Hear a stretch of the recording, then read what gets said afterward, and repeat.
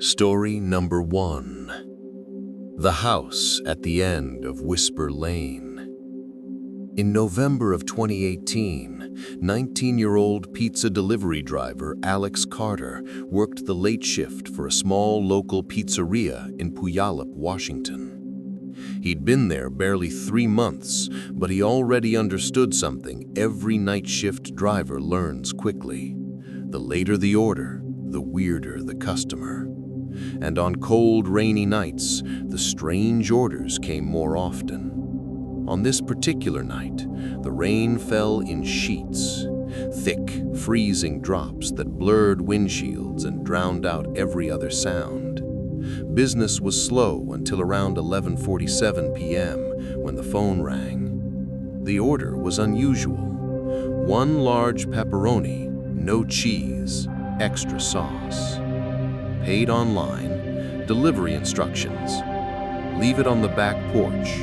Knock 3 times. Alex shrugged. People had weird preferences all the time, but the address made him hesitate. 117 Whisper Lane. Whisper Lane wasn't a normal street. It was a narrow, dead-end road lined with old houses from the 60s, most of them abandoned, swallowed by moss and overgrown brush. The area was practically a ghost town. Only 1 or 2 houses still had residents. Still, a paid order was a paid order. He loaded the pizza into his old Honda and drove into the rain. The entrance to Whisper Lane looked like the mouth of a tunnel. 2 massive trees arched over the cracked asphalt, blocking most of the light. The streetlights flickered weakly, barely illuminating anything beyond a few feet. The GPS showed the house was at the very end. Why do these creepy roads always look like movie scenes? Alex muttered. As he drove deeper, each house looked worse than the last. Boarded windows, rusted mailboxes, collapsed porches. It didn't help that the rainfall sounded like faint tapping on the roof, almost like fingers. Finally, he saw it. 117 Whisper Lane. A 2-story house, completely dark. No porch light, no car, no sign of life. But the back porch delivery wasn't unheard of. People avoided face-to-face interaction all the time. He grabbed the pizza bag, stepped out of the car, and instantly felt something off. The air was still, too still. Even the rain seemed quiet out here, muffled. He followed the stone walkway around the house. The grass was knee-high, unkempt, hiding old toys and rusted tools. The back porch light was dead. The window beside the door was cracked, and the curtain inside moved slightly, like someone had just let it fall. "All right, back porch delivery," he whispered. He knocked 3 times. Knock, knock, knock. Nothing. He set the pizza down, turned to leave. That's when he heard it. A voice behind the door, whispering, very faint, very fast, almost frantic.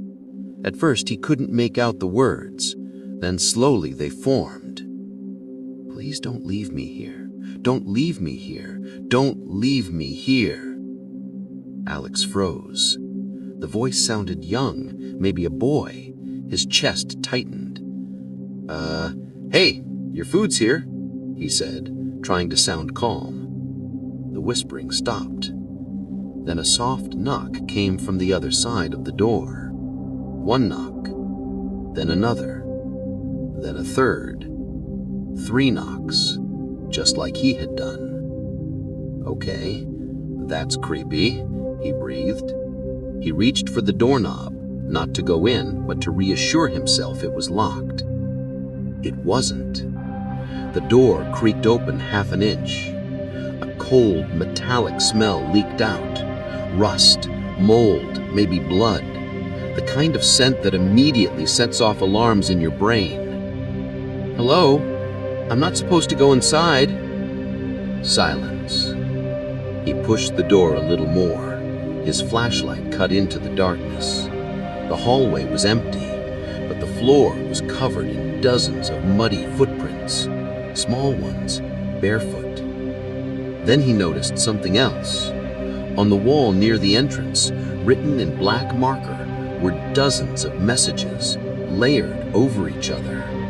Don't let him in. He waits in the dark. He knocks 3 times.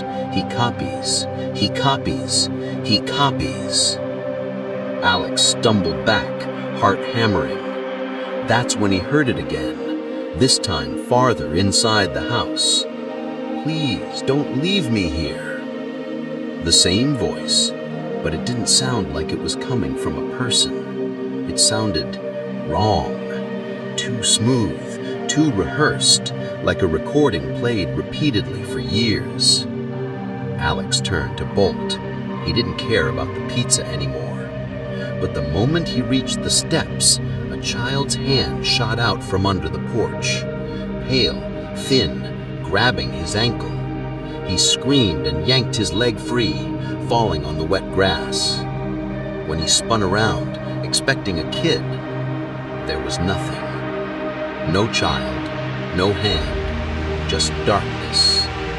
He scrambled to his car, slipped twice and slammed himself inside. He hit the gas, speeding down the road. But halfway out, his headlights caught something moving in the trees. A figure, small, child-sized, white skin, no hair. Just standing there, watching. Its mouth hung open unnaturally wide, as though its jaw had no hinge. Even from the distance, Alex could see its lips moving, whispering. Then the figure lifted its hand and tapped the tree beside it. 1 knock, 2 knocks, 3.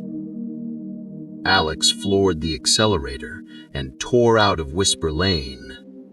When he got back to the pizzeria, he was pale and shaking. He told his manager bits of what he saw, but left out the hallucination-like parts, not wanting to sound insane. The manager checked the system. "Dude, are you sure you delivered to 117 Whisper Lane?" "Yes." The manager frowned. "That house has been abandoned for almost 12 years. No utilities, no occupants. We don't deliver there. The system shouldn't have accepted the order." He showed Alex the order history. There was no order, no receipt, no charge, nothing. But Alex wasn't done being terrified. Just as he was about to leave, his phone buzzed. One new notification. A message from an unknown number. No text, just an audio file. Hands shaking, Alex played it. A whisper filled the speaker. "Please don't leave me here. Don't leave me here." Then at the very end, 3 slow knocks. Tap, tap, tap. He dropped the phone, trembling. His manager asked what was wrong, but Alex couldn't speak. He just backed away, grabbed his jacket, and walked out into the rain. He quit that night, never delivered another pizza again. 2 weeks later, police responded to a call from a postal worker about voices coming from 117 Whisper Lane. They found the house exactly as Alex had, dark, empty, rotten. But in the back hallway, with his flashlight, one officer pointed at something on the floor. The muddy footprints. Small, bare, dozens of them. And on the wall, freshly written beneath all the old messages, was one new line, written in slanting, shaky handwriting. "We know your name now, Alex." The officers searched the house top to bottom. No child, no trespassers. But behind the broken porch, scratched in the mud beneath the steps, they found one last message. 3 small indentations, 3 knocks, and next to them, a small, white, almost skeletal handprint. Story number 2. The customer who never ordered. In the winter of 2021, 23-year-old Jordan Hale worked nights at a small pizza shop in Millbrook, Alabama.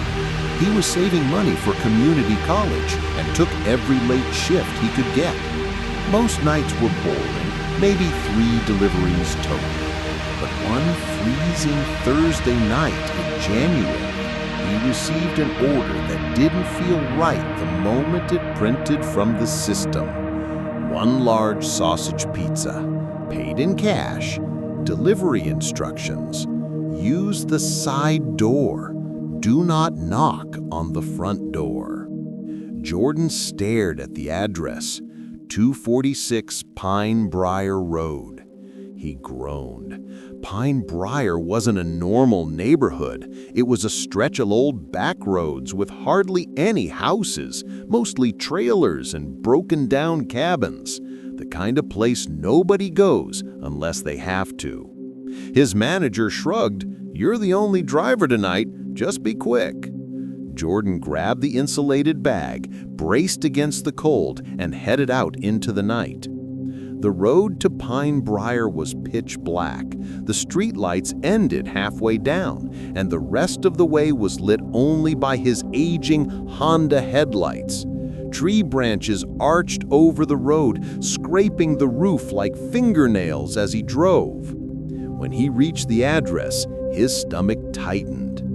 The house was old, very old. A 1950s-style cabin with rotting wood, a sunken porch and boarded windows. But dim light glowed between the cracks of the boards, like a lantern flickering inside. The front yard was filled with things: rusted lawn chairs, an old tricycle, a broken mailbox lying on its side, and dozens of glass bottles hung on strings from the trees. The cold wind made them clink in a strange, ghostly rhythm. Jordan muttered, "People really live here?" He checked the ticket. "Use the side door, don't knock on the front." He walked around to the right side. The side door was barely hanging on its hinges. Something had clawed the bottom half, 3 deep gouges across the wood. He knocked gently. Nothing. He knocked again. Still nothing. Then a voice, soft, fragile, came from inside. "Come in. It's unlocked." Jordan froze. No customer had ever asked him to enter their house. He didn't move. The voice spoke again, clearer this time, but still too faint. "Please, I can't walk well. The door is open." Against his better judgment, Jordan opened the door an inch and peeked inside. The house smelled like mildew and old blankets. The hallway was dim, lit by a single yellow lamp.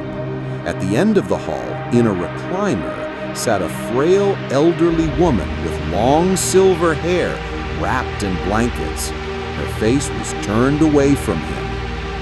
I have your pizza," Jordan said.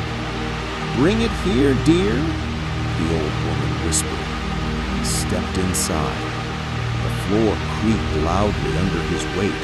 Each sound echoed down the hall like the house was empty except for the 2 of them. He approached the recliner slowly.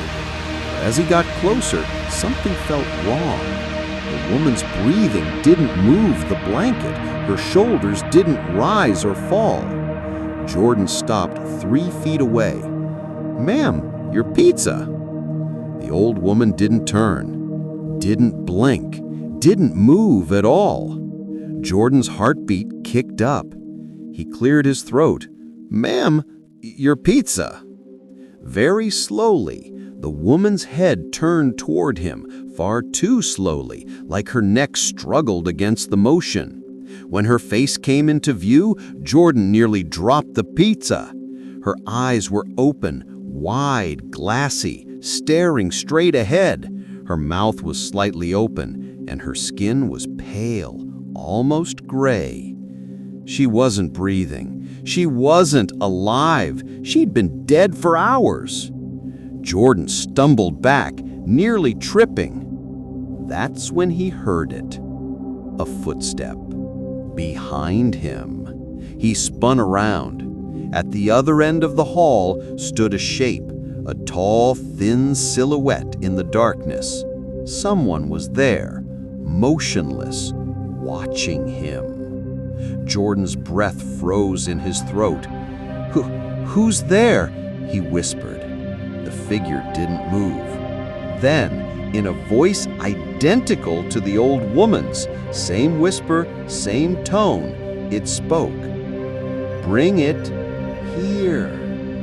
Jordan bolted. He sprinted toward the front door, but the path was blocked. Stacked boxes and broken furniture lined the exit like a barricade. He swerved into the kitchen. The window above the sink was open, curtains fluttering from the icy air. He climbed onto the counter and shoved the window higher, squeezing himself through. As he dropped onto the grass outside, he heard the voice behind him again, this time closer, louder. "Don't run! Don't run! Don't run!" He darted toward his car. Halfway there, something crashed behind him, hard, like someone leapt from the window and hit the ground running. He didn't look back. He jumped into his car, slammed the door, and hit the gas. Gravel spit from the tires as he sped down Pine Briar Road. But as he reached the main highway, his phone buzzed. A new message from an unknown number. He opened it. A photo, taken from behind him, inside the house, in the hallway. It showed Jordan standing 3 feet from the old woman's recliner, holding the pizza bag, the dead woman staring forward, and behind Jordan, a tall, thin figure, its face inches from the back of his head. Jordan screamed and threw his phone into the passenger seat. He went straight to the police. Deputies accompanied him back to the house, but when they arrived, the house was dark, empty. The front door was wide open. Inside, the recliner was there, but the old woman wasn't. No sign of any body. The house looked abandoned, like no one had lived there in decades. "What about the back window?" Jordan asked.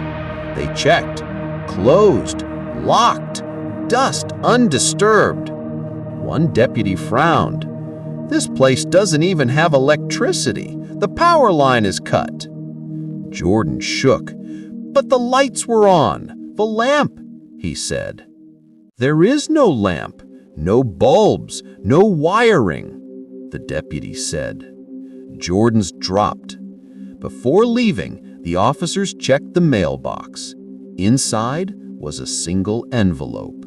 No stamp, no handwriting, just one word on the front. "Hungry."